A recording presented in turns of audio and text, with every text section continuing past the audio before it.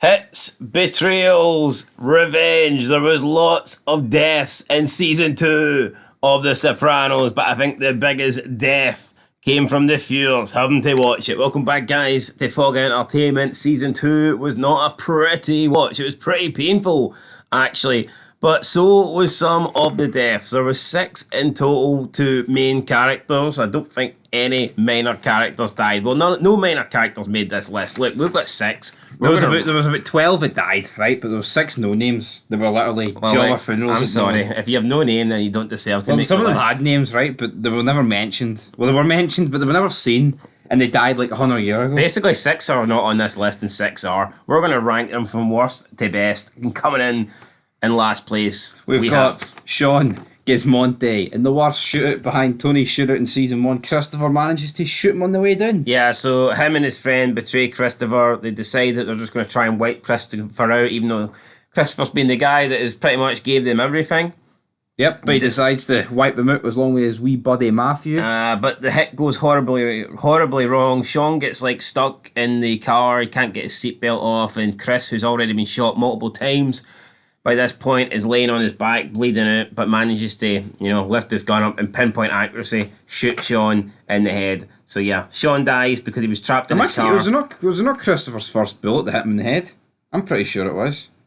Anyway, Christopher was lying on... What's that going to do? He didn't start shooting until he was already shot multiple times. I'm just saying, it's pretty funny. Christopher's first bullet hits the guy in the dome for 200 feet away, but when Tony gets assassinated, the guy's point blank range, man, he hits his orange juice. Aye, Christopher's lying on his back. Exactly. After being shot multiple times. His death was crap, but... It was an awful scene. Talking of another car scene, Philip Perezi in 5th place, and he gets killed by Gigi and the Porphyry. Literally, the car just pulls over, and he's like, "See you later, kid," and he just shoots him. This happened very early in the season. Didn't quite really understand what was happening here as far as I was aware. It was 2 characters that we were just seeing for the first time. Yep. And then before you know it, one drops the other one off, and then another guy turns around and shoots him. I'm actually surprised it didn't last. But I feel like for the context, the other one... I'm surprised he didn't miss the dead blank range, to be fair, but... puts it the passenger window. Anyway, it wasn't great, but at least he didn't die sitting in a seatbelt, so... Very true. Coming in 4th place, we've got everybody's favourite Elvis. Not really, it's some guy called Jimmy Bones, and he got his head crushed by a hammer.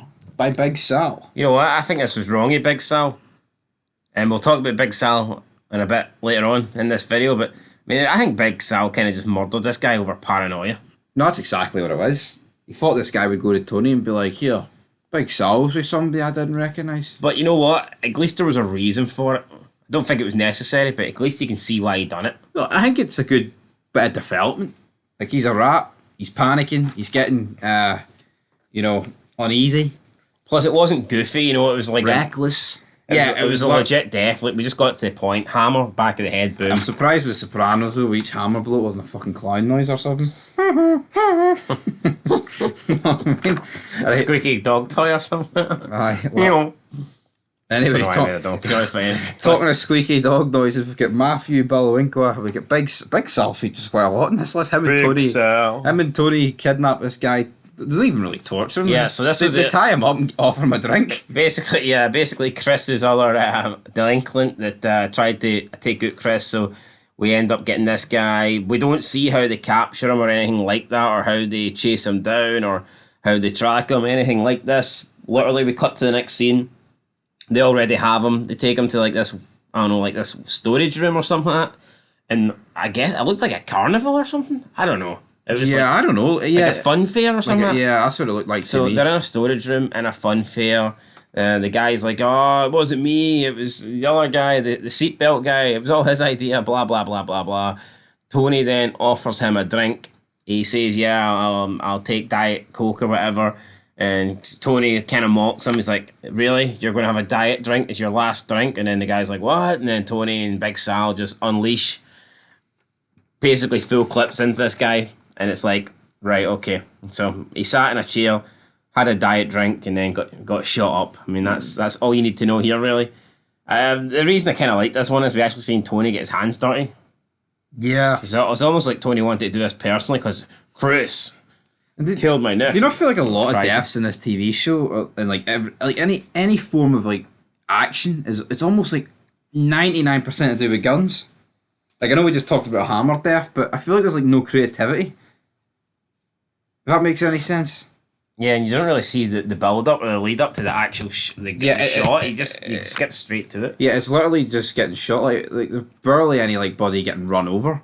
Like remember that one with Brendan? He drops the gun and it fucking shoots the guy. It's like how did the trigger even go? Bring back Brendan. Died too early. Anyway, second place. He picks up the silver medal, but he almost got killed with a silver spoon because he was eating his dinner. It's Richie Aprile. You know what? This could have been very easily one of the best deaths of the show, but I think it got ruined.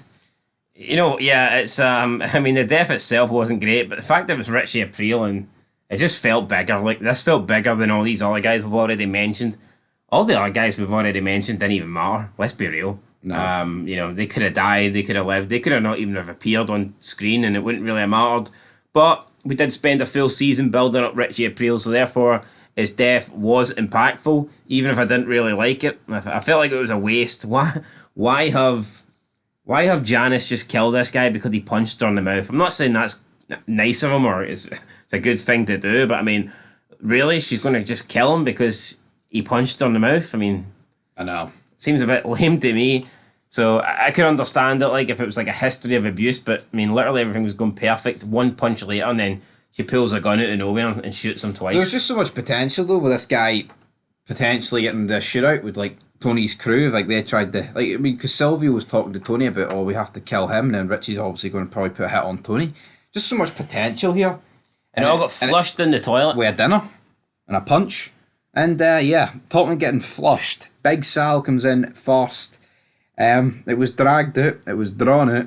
He gets shot with an absolute rain. It was like exactly like Matthew's death, apart from Big Sal was on the receiving end, and there was actually triple the bullets rather than double the bullets. But yeah, his three friends shoot him. He's like, "Was she even real, Sal? Was it any real? Damn it!"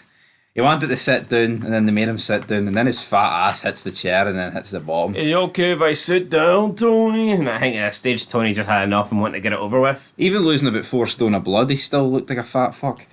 Yeah, and then he gets dumped in the river, so... Whatever, mate, it was bloody sea. The ocean, the sea. He gets to keep his face intact, but, I mean, I'm sure he'll just get eaten by a bunch of fucking sharks, so... Actually, yeah, I just clocked on to that. He says not in the face, but his body never gets found. Did he think he was getting a funeral or something? Maybe he did. But obviously they put weights on, so he's just going to be sunk bottom to the Atlantic Ocean. Kind of sad, isn't it, when you think about it?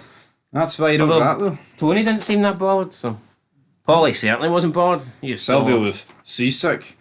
But anyway, guys, that is it. I mean, 6 deaths for a season. Like 6 actual deaths that mattered. I think that's very poor.